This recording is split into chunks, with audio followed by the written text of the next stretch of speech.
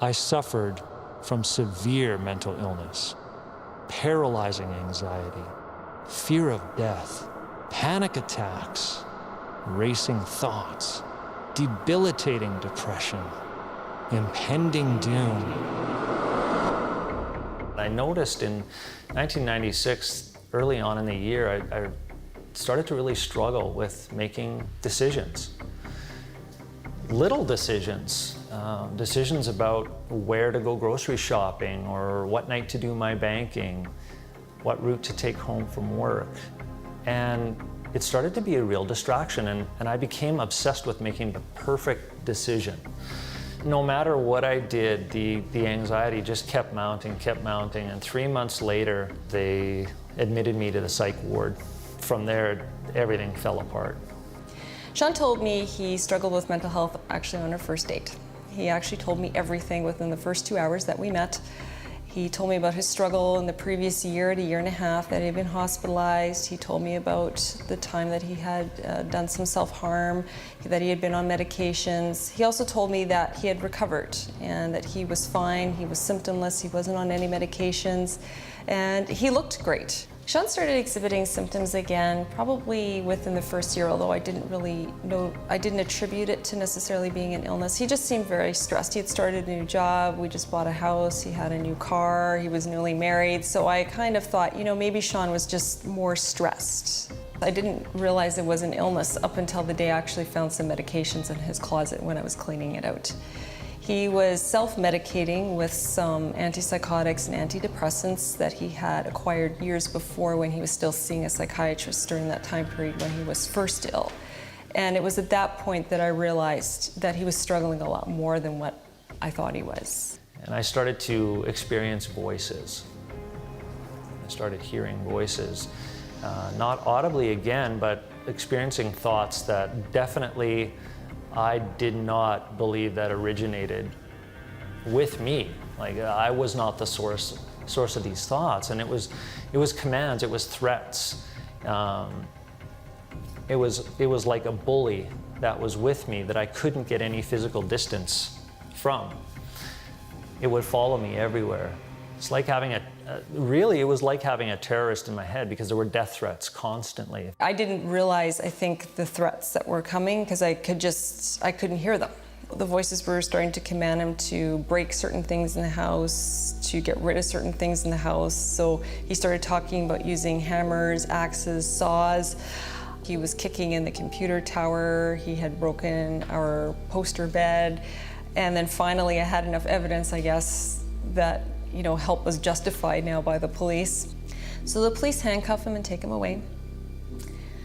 And that was not the way I wanted Sean to get medical help, but I really had no other options at that point. There wasn't anyone else to turn to. It was sort of a last resort on my part, but it was obviously necessary at this point. They told me that I would be placed into chronic care, hospitalized, medicated, likely for life. I wouldn't get my life back. So everything that you could imagine, that a negative forecast of my future, was just kind of all heaped on my shoulders. I didn't know what was going on. Right after Sean was hospitalized, I thought, you know what, I really need to get into the Word here. So I turned on Kenneth Copeland Ministries and Jerry Savelle, and Kenneth Copeland were doing a broadcast called The God of the Breakthrough. And it was exactly, just from the title, I knew that was exactly what I needed.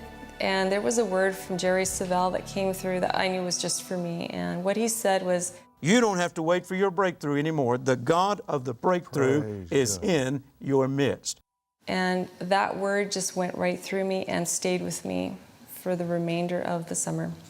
In January and February of 2006, Dr. Colbert was once again on Kenneth Copeland Ministries, and he was promoting 2 books, Toxic Relief and Stressless at the time. And so Sean and I had decided we would go to the bookstore and purchase these 2 books. And it didn't seem like a big leading from the Holy Spirit, but that turned out to be really the springboard for what we were going to do next. I just really felt God saying, you need to go to Florida. And I think as a Christian, you have that connection with God through the Holy Spirit, that He can lead you sometimes very, very specifically. Yes, you still need to stand on the Word. Yes, you still need to speak the Word. Yes, you still need to believe the Word. But there might be some additional actions that need to come alongside of that. I made an appointment for the clinic in November, and then I presented my idea to Sean about, how he would feel about going to see Dr. Colbert in Florida. And Sean had one sentence for me: no, I'm not going. But I had one lucid thought, and that was simply, if the God that Doris believes in is the true God, and I'm claiming to believe in the same God, the fact that she experiences peace about going to Florida and I don't, and that I'm thinking death and destruction, that can't be the same God. Maybe what she's hearing is right. And that was the one thought that basically had me step onto the plane. One of the first things Dr. Colbert says, he says, so I understand you've been diagnosed with schizophrenia. Well, I just want to let you know this is a completely treatable condition. And that just blew my mind. It was like, I think at that point I knew we were in the right spot. Not only had I arrived in Florida alive, but there's this doctor, this renowned doctor, that's giving me hope about a situation that every other physician deemed hopeless. And from there, my life completely turned around. I'm on no medication, I don't experience any symptoms. I have a bad day just like everybody else, and that's a good thing. You know what I mean? It's not completely derailing my life. I'm living a life that I never dreamed was possible. I thought my life was going to be medication, hospitalization for the rest of my life. And since then, coming out, I'm experiencing purpose.